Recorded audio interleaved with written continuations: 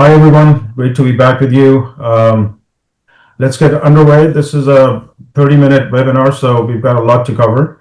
But maybe just a quick minute on a little bit of logistics. There's a lot to unpack, so as the agenda already called for, we're going to spend bulk of time sort of unpacking Anthropic's pricing model. We'll also save some time towards the end to actually show you how that could be built and operationalized in a modern platform. So you'll get to see Amberflo platform in action. It's a loaded topic. I'm going to cover through some insights, but just a caveat, probably each aspect or sub-aspect of as we unpack this pricing model probably requires a deeper discussion, and there's more to cover. So we won't be able to go into a lot of depth, but hopefully you'll get to see some of the nuggets. And if anything, it spawns another discussion and question, and we can maybe come back for a future webinar to unpack some more.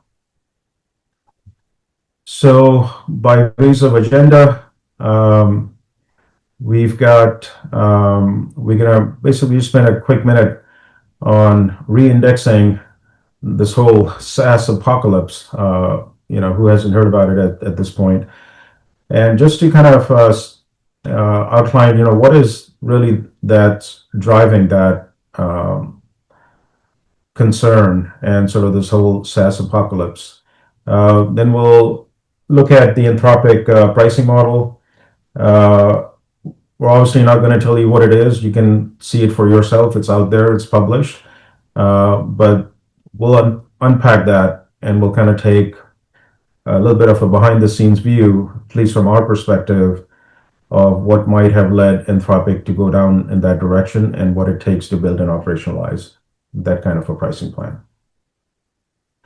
So with that said, let's get underway. I'm sure the chat session is open. Please post your questions there. We'll be monitoring it. We will send out the slide deck after the webinar in case you didn't, if you have to cut out early or if you have to take a look at it after the webinar. All right, so the SaaS apocalypse, there are all kinds of stats that are coming out, all the way from, you can look at the stock prices of the traditional SaaS companies and whatnot.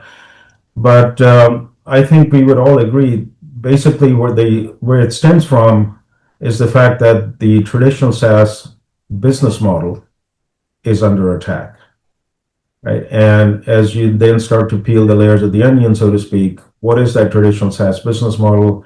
It was basically pegged on seats, number of seats. The whole ecosystem was really built around that, all the way from customer contract, quoting, pricing, revenue management, renewal. The entire ecosystem was built on bean counting the number of seats. And that is basically fundamentally under attack because that is no longer a measure of both use or usage and outcome. And therefore, in our view at least, the foundation is shifting. So here comes Anthropic. And I think they've been in their news recently. They have announced a massive round, again on the backs of just continued exponential growth on the revenue curve. And if you look back, there's some data I think they've shared on how the revenues have progressed, but it's really kind of caught in a hockey stick, even more on a steeper curve just in the last year or so. And one of the things that they did, some of you might recall, when they started to launch their products, they also kind of came out with sort of a flat seat-based pricing, a fixed seat-based pricing. And I don't know exactly when, but maybe I think about 6 months, a year ago, they shifted to more of a usage-based pricing. And that has basically driven the further spike in their exponential curve on drawing revenue. And as you would see, I mean, this story has actually already played out. AWS, some of the hyperscalers were the first to kind of go in this direction. where usage-based is, I like to say, is a gift that just keeps on giving. It takes a while to kind of get the foundation put in place to get it right. But if you do that and you take that time up front, it just is all goodness from there on. So they didn't just, look at expansion of seed, what we're seeing with Anthropic. They basically rebuilt their business model around a usage-based construct.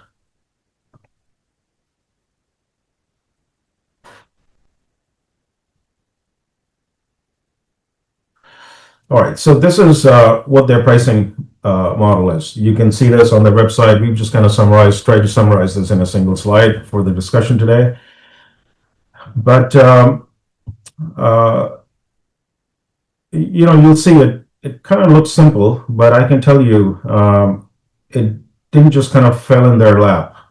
Uh, as they say, simplicity is always difficult to achieve. It's hard to take things out than to put things in. And what you see here is a result of a deliberate, thoughtful exercise backed by a sound strategy of what this looks like over the long term. And then working our way backwards from there, what would be the business model? What would be the pricing model that kind of gets us there? So let's keep this one in mind. I'm sure we've all experienced it. We are probably all using Anthropic, some aspect of Anthropic's products and services. So we are probably falling in one of these tiers of pricing plan. So let's start to go a little bit behind the scenes on what discussion might have taken place before they arrived at this kind of a pricing plan, right? So if you're Anthropic or something similar, you are looking at a wide surface area. And what I mean by that is you start out by saying, who are we catering to? Who is our audience? Classic sort of ICP, but what is the market landscape that we are addressing? In case of Anthropic, it's exceptionally large surface area. You could argue it's pretty much everything under the sun, right? So they have multiple products. They have desktop tools. They have straight up APIs. They have coding tools that show up as integrated into third-party platforms like VS Code and others. They have a wide variety of user constituents, all the way from individual users to companies, teams, organizations, and enterprises, and increasingly agents, so non-human based users who are going to be consuming their services.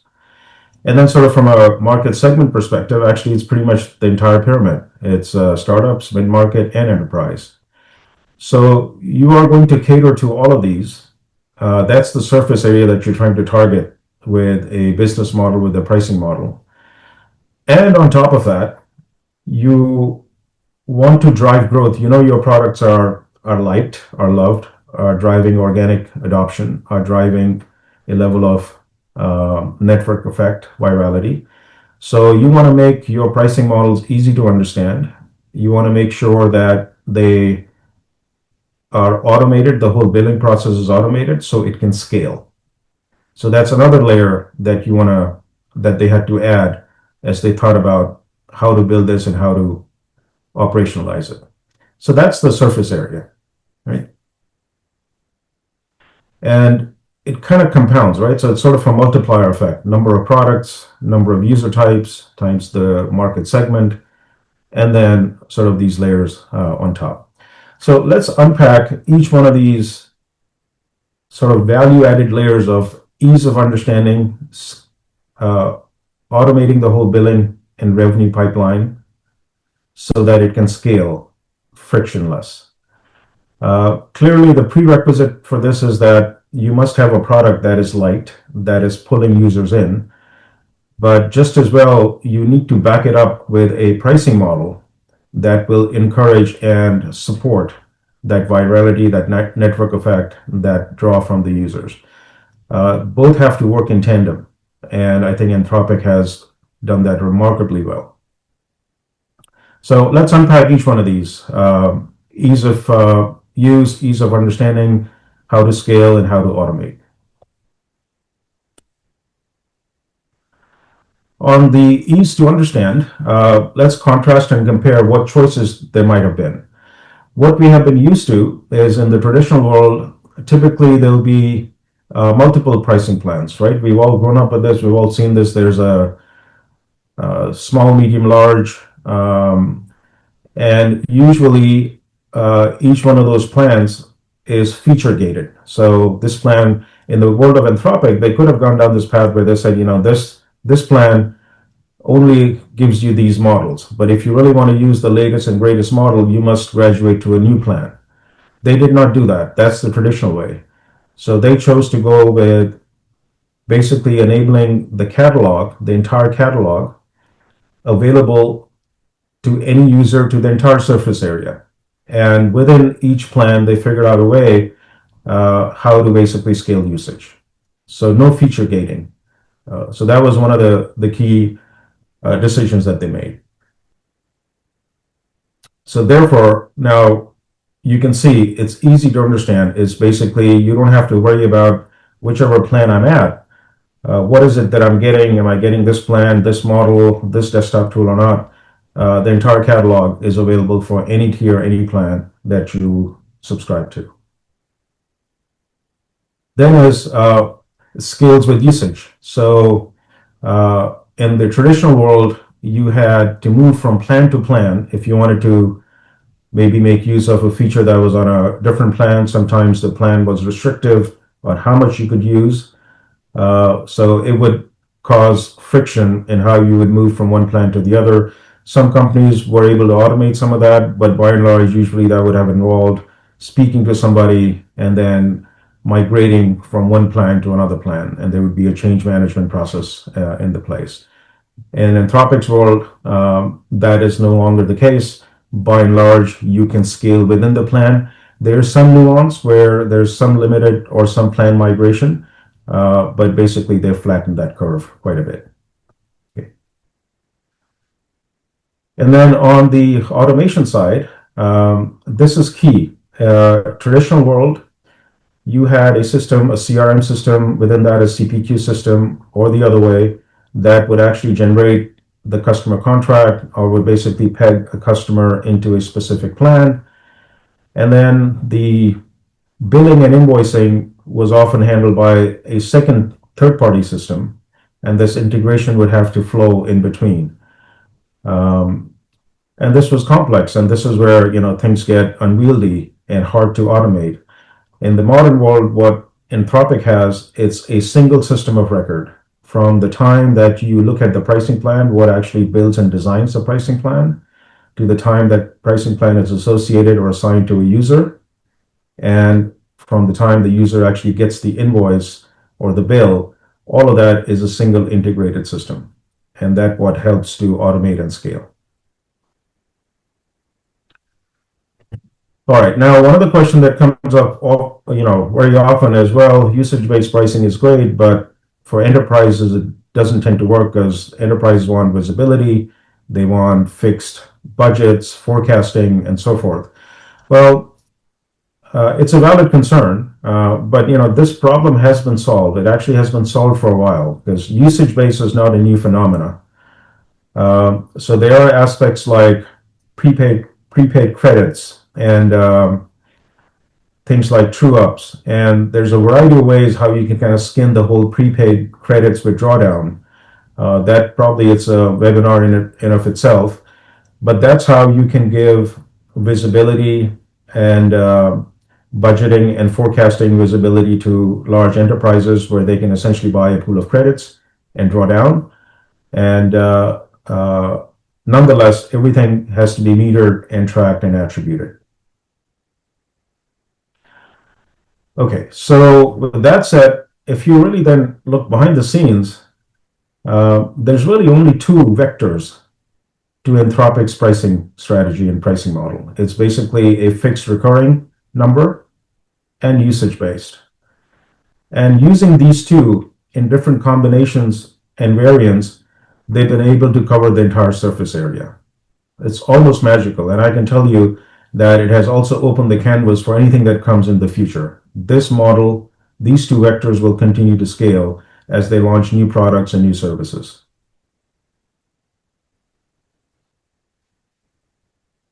What might be then some of the plumbing, some of the building blocks that enables you to build this infrastructure, right? So we're kind of getting into where Jason is now going to help and unpack how this is actually constructed and built. You'll see that in just another minute.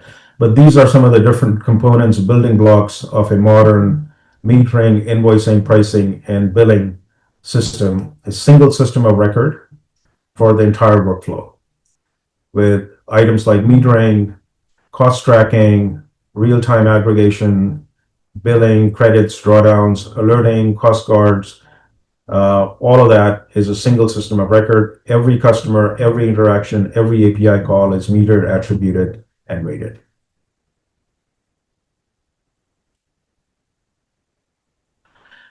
Let's transition into the demo of how you might actually build a pricing plan like Anthropic.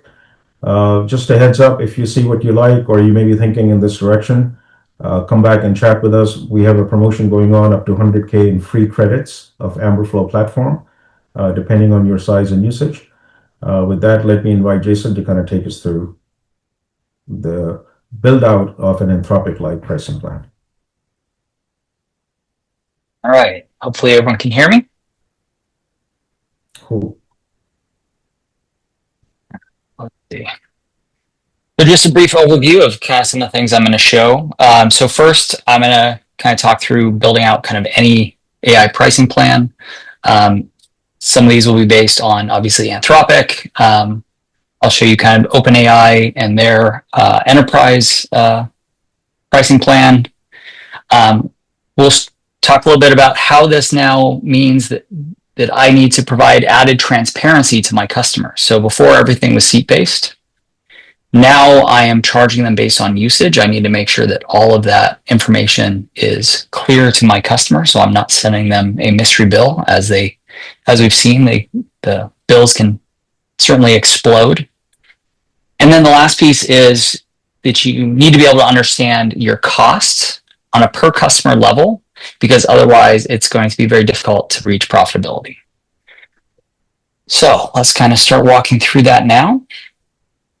So a couple different pricing plans just want to highlight here. So we'll start off with what is similar to the Anthropic Max plan. So what they have essentially set up, move some things around on my screen here, is you are paying for a seat, and based on that seat has a certain rate per month. And then you are going to get a certain amount of usage. In the case of Anthropic, with, say, their Max plan, they do throttling to keep you within the usage limits. So they do this on a 5-hour rolling window, and they also do this on a weekly basis. So if we're going to build out that pricing plan, in this case, we've created one that has 3 different tiers. And based on the level, they pay for that amount of usage. And then if we look within how we're rating the tokens, we're actually not putting a rate. And so the idea here is you have prepaid for a certain amount of usage, and we're going to use other mechanisms to go ahead and keep you within the limits. But we need to make sure that we build out a pricing plan that is going to give you transparency into that usage.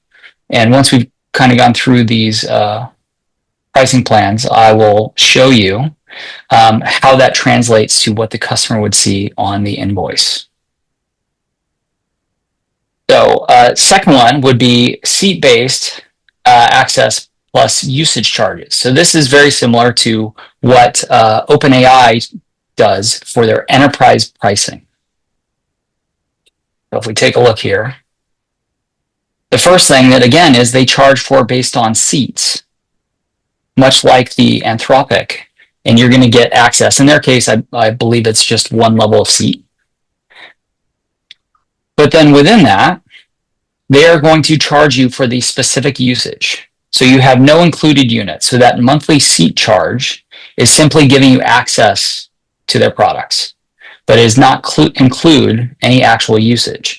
So in this case, we're using Claude again as an example, though. So we have, this is the rate that we're charging for input tokens on Claude Sonnet and output tokens, etc. So this would cover all of the various models that they would offer. And again, you'll see how this translates to the customer invoice, because again, we need to be able to show and have that level of transparency so our customers understand what we are charging them for.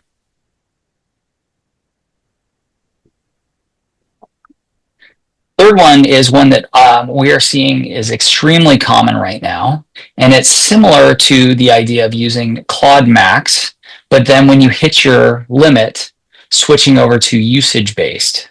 So in this case, there is a monthly platform fee, and based on that, you are going to get a certain number of included units. And so if you've noticed with, say, Claude Code, that specifically breaks down to you get certain amount of certain models. And when you hit one limit, you start using essentially the less powerful model until you hit the overall limit. And then you are essentially blocked from further use until that resets. In this model, you would get a certain amount of usage. So in this case, 10 million tokens of Claude Sonnet input tokens. And once you surpass that, the additional units would be charged at the set rate. And so this is a very common model we're seeing where it gives this kind of, it's essentially like a hybrid model that allows people to transition from the traditional seat-based into something more usage-based. Because the advantage you have here is the vendor has the opportunity where they can see what their revenue is going to be based on the number of seats. And the customer gets some guarding around what their spend is going to be. But then they're also given the ability that if they need to go above and beyond, they can still get that usage, they just simply have to pay for it. And this is a way that seems to be the most common way that people are transitioning from seat-based to usage-based as a first step.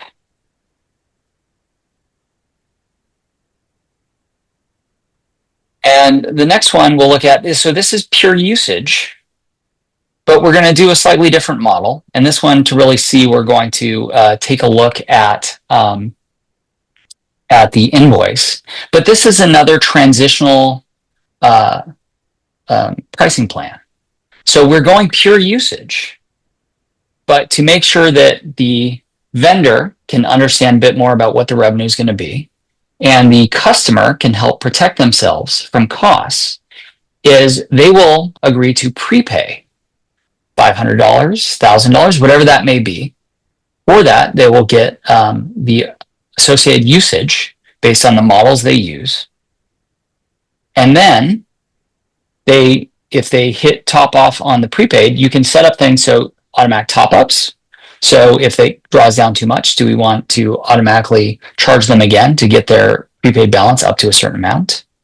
But we can also set some sort of alerting on the prepaid balance, and we can let the customer know, hey, you are at 80% of your balance used. You're at 90% of your balance used. And so this gives them the opportunity to make an informed decision about, do they want to continue to use this product more in this particular billing period, knowing it will cost them more, or do they need to take a look at, okay, we need to kind of curb our usage for the rest of this billing period. And so again, those last two, I think, are two of the more common things that we're seeing from traditional SaaS companies in their transition to a more usage-based model, where both sides, the vendor and the customer, get a bit of protection, so to speak. So let's take a quick look at how this shows up for the customers. All right, let's see. So seat-based. Okay, so this is seat-based and with access and usage charges. So this is essentially the OpenAI enterprise model. So if we take a look at the invoice, we'll see that they were charged for seats, but additionally, they were also charged for usage. And we can see a complete breakdown of what was used and how much that translates to. So this is in addition I am taking the cost of the active seats and adding that to whatever the usage is, because this was simply pay for access and then pay for your usage. Now, if we want to do seat-based, go down here. Sorry, that one has the same pricing plan. Let's look at the usage base with prepaid credits. So this again is one of the good transitionary payment plans, pricing plans. So if we take a look, we can see in their case, it's all usage based, but is drawing down against the prepaid, the $1,000 that this particular customer prepaid. So this customer knows I've set this budget. This is what I have available. But from the vendor side, they're not going to lose money because they are charging based on each and every bit of usage. I know we're a bit over on time, so I'll kind of speed through this a little bit. So actually, let's jump over to take a look at cost. So in order to take a pricing plan and make something that's actually going to profit your business, one of the really important things is to understand what is your cost, especially at a customer level. And the reason why this is important is maybe on a whole, I could be profitable, but there's a good chance with a number of these different pricing models, I could actually be losing money on a number of my different customers. So what I need to be able to understand is, so this particular customer has cost me $153. How does that then translate into what my profitability is? So if we take a look, so Epsilon Travel, we can take a look at their current invoice. And actually the dollar amounts we saw there was for the month. So I'll actually go to the previous month here. And we can see, so they have spent $1,400 with us. And so those are the kind of, in theory, profit margins that we're looking for. But unless you can understand both sides to know my costs plus my billing, it's very difficult to actually build profitable pricing plans that your customers will accept. It's very easy to come up with one that in theory would be profitable, but in many cases that might be something that's going to scare off your customers. All right, let's see. Any last things we should cover? I know we're a few minutes over on time here. No, I think, yeah, but maybe just 30 seconds on metering, how this whole thing gets started, so you can... Sounds good. So in the world of Amberflo, everything is built on top of meters. And so we saw the pricing plan in terms of how we set up the rates that we're going to charge to customers. But the piece we didn't necessarily show was this extra rating. And this is where I can set up the rating for my internal costs. And this is the magic of Amberflo, where a given meter event can be rated multiple times. So we can rate it once for billing and rate it once for internal costs so that we can better understand our level of profitability on a customer basis, as well as overall, by having those two numbers and being able to use them together. Let's take a quick look. Just so you can see the level of usage. So I can go ahead and say break it down per customer. And then if I want to break it down further, I can see the combination of customer and model. And so this is the power of the metering platform, is all of these dimensions that we pull in can power our costs and it can power our billing. And because we have all of these different metrics, it also gives us the ability to play around with different pricing plans and say, do we want to charge our customer base solely on the model or solely on the number of tokens or the combination of model token type? Is it cached? It's really up to you. And that's one of the key pieces for this new world of AI is you need that level of flexibility. You need that real-time data so that you can make the right and profitable decisions. Awesome. Thanks, Jason. Appreciate it. All right, folks. Thanks so much. I'll hand it back to Raymond. But as you can see, there's a lot more to unpack. If there's anything here that you'd like to take a deeper dive, love to connect back with you and engage with you. But hopefully this was of some value. Raymond, if you have any closing thoughts. Thank you all for joining. And if you look in the chat, also on the screen, you could go ahead and use the QR code there. But you have an exclusive offer to claim 100K, up to 100K in Amberflo platform credits. So go ahead and use the QR code on the screen or in the chat. Take a look at that link. Book your meeting to claim your 100K in Amberflo platform credits. And we'll be hosting a lot more sessions on this very hot topic. So thank you all for joining.